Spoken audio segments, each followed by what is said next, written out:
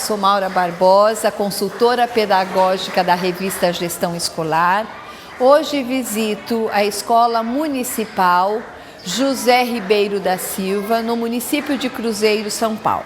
A Escola José Ribeiro da Silva pediu ajuda da Maura para fazer com que os dados obtidos no fechamento de bimestre ajudassem no desempenho dos alunos. O resultado da aprendizagem das crianças não estava bom.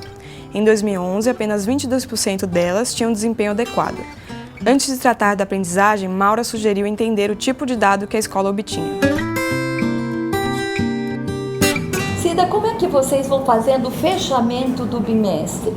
Eu elaborei uma ficha avaliativa, do segundo ao nono, tem todos os descritores de língua portuguesa, matemática. Essa ficha avaliativa é individual, vem de aluno por aluno, porque daí o professor tem uma noção de quantos alunos estão com dificuldade em tal descritor e quantos alunos estão com dificuldade, porque daí tem uma tabela de dupla entrada. Além da ficha, a gente vê também as provas, né, que eles dão, a gente faz uma devolutiva. Eu acho que juntando tudo isso, fecha o bimestre. E como que você vai acompanhando essa elaboração das atividades com as professoras? Você acompanha, você faz isso no planejamento e também vai para a sala de aula ajudar as professoras? Como que é esse seu acompanhamento? Eu tenho visitado bem pouco as salas. Eu visito a sala uma vez por mês cada uma. Eu acho que aí está a minha grande dificuldade, é colocar o foco na prática dos professores. Ir lá, fiz todo o levantamento e depois ir lá junto, ver como está sendo, para eu poder dar a devolutiva da prática. Eu acho que nisso eu fico devendo. A coordenadora Cida conseguiu fazer com que as professoras levantassem uma grande quantidade de dados sobre o desempenho dos alunos. Ela achava que o grande problema era a falta de observação em sala. Mas a Maura chamou a atenção para outro fator. Faltavam outros dados além do desempenho dos alunos. Era hora de obter mais informações que também podiam ter sua parcela de responsabilidade nas dificuldades das crianças.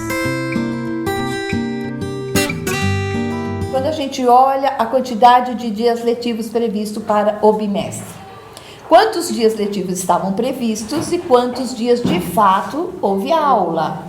Quantos dias os meninos saíram mais cedo, que foram dispensados ou por falta da merenda, ou por falta do professor, ou porque faleceu alguém, né, aqui na redondeza. A outra questão, o professor faltou. Quantas vezes no mês, durante esses dias letivos, nós tivemos o professor titular da sala e quantos dias nós tivemos o professor substituto, que sabemos que tem uma diferença e isso influencia também no desenvolvimento da aprendizagem dos meninos. Todas essas são variáveis que precisam também ser analisadas quando a gente olha para o resultado da aprendizagem do menino. Com essa intervenção, a Maura chamou a atenção para aspectos da gestão que também influem no desempenho das turmas. Quantos dias letivos estavam previstos para o bimestre? Quantas horas os alunos estavam de fato tendo aula? Quantos dias os alunos foram dispensados mais cedo? Quantos dias o professor faltou? Houve festividades? Resumindo, a aprendizagem vai além do desempenho do aluno. A ideia da Maura foi ajudar a tirar o foco de que os alunos são os grandes culpados pelo mau resultado.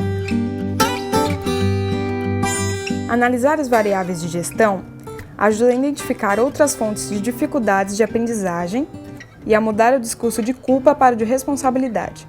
Isso significa que cada membro da comunidade escolar, diretor, coordenador, professor, pais e alunos, é responsável por um aspecto no processo de ensino e aprendizagem.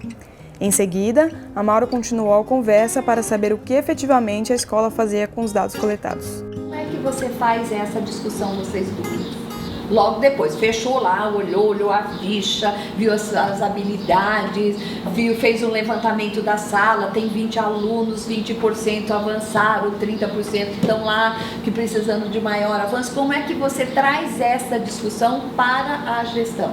Na verdade, a gente não faz essa discussão, né, Kátia? De pedagógica, não. Passa-se as informações, mas assim, como vamos trabalhar essas coisas? A informação da Cida deu uma pista para a Maura. Era preciso investir no bom uso dos dados coletados. Ela dividiu a conversa em duas partes. Primeiro, tratou de um plano de ação para a formação dos professores. Depois, abordou um plano para a própria gestão. Maura começou a conversa sobre o plano de ação, problematizando o que já era feito. Na escola, o plano colocava a responsabilidade do desempenho dos alunos nas crianças e na família. Todo plano de ação, ele tem lá o que nós vamos fazer, né? Quem é da responsabilidade de quem, né? Quem são os responsáveis pelo desenvolvimento daquelas ações. Nesse caso aqui, o que eu estou podendo ver aqui, que na verdade ele está tudo na mão do aluno. Vamos só pensar aqui, ó. Leitura escrita, por exemplo, do alfabeto, porque esse aqui é de uma classe de alfabetização. Como? Prestar atenção e estudar mais, né? Porque isso que é para o aluno. Quando? No terceiro e quarto bimestre está colocando a questão de um prazo, né? No tempo. E quem que vai ajudar? Vai ajudar a professora, vai ajudar a mãe e vai ajudar os colegas.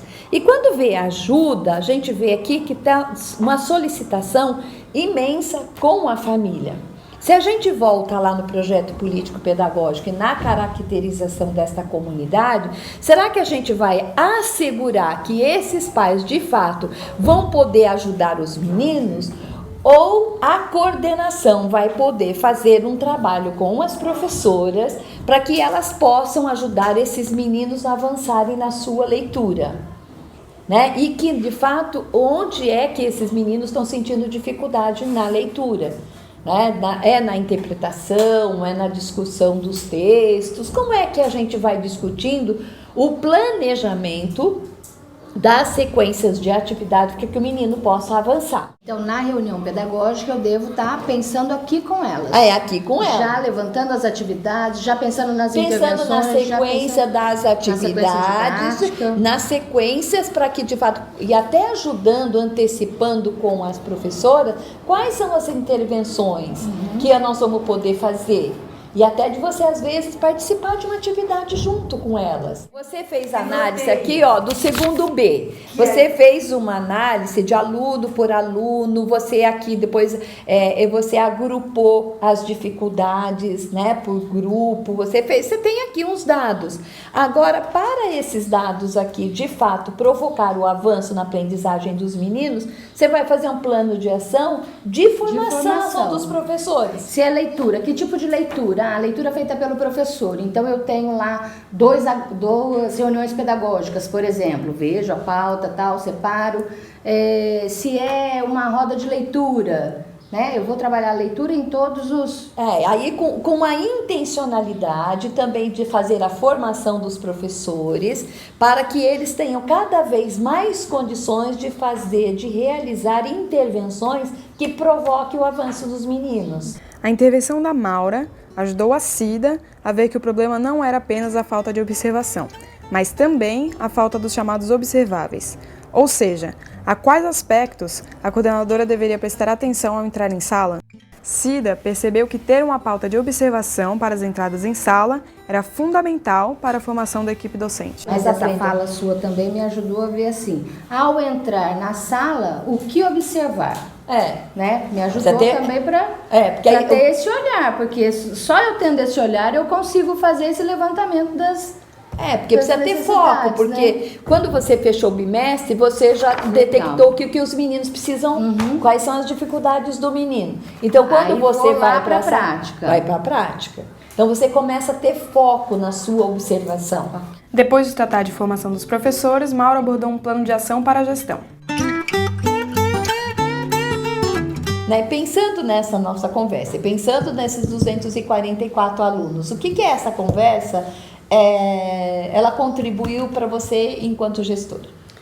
Então, contribuiu bastante para que eu pudesse rever algumas coisas que eu já fazia e algumas coisas que eu ainda preciso fazer, como foi falado pela própria Cida.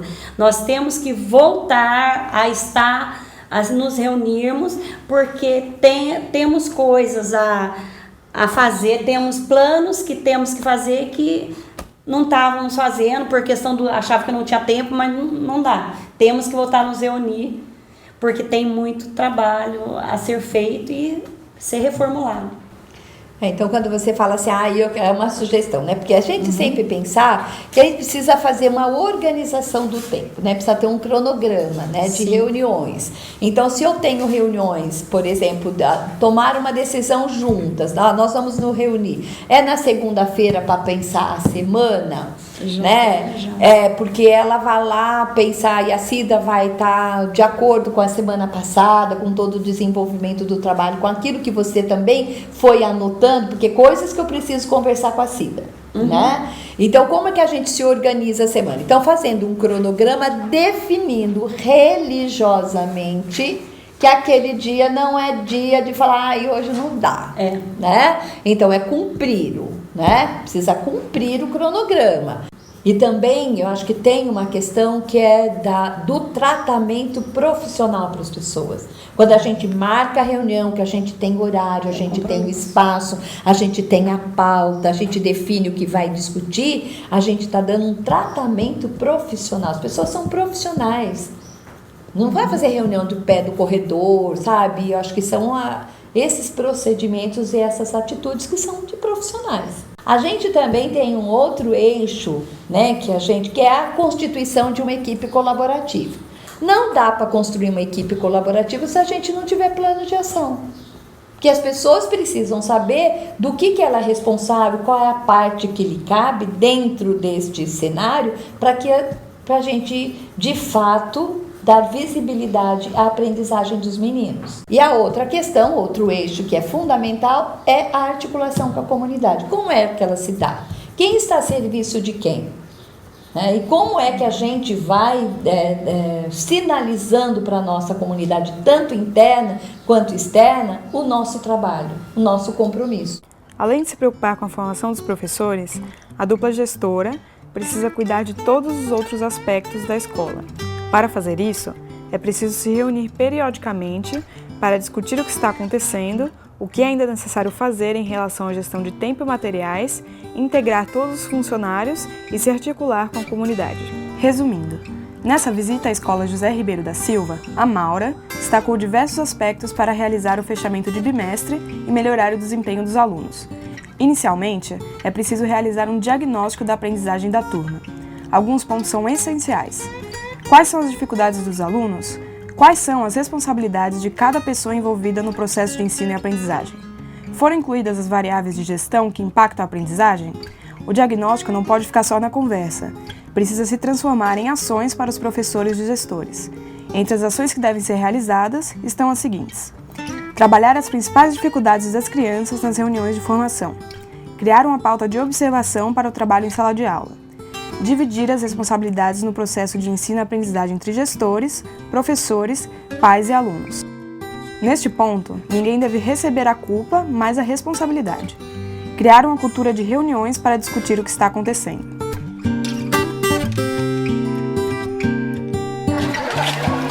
Tá,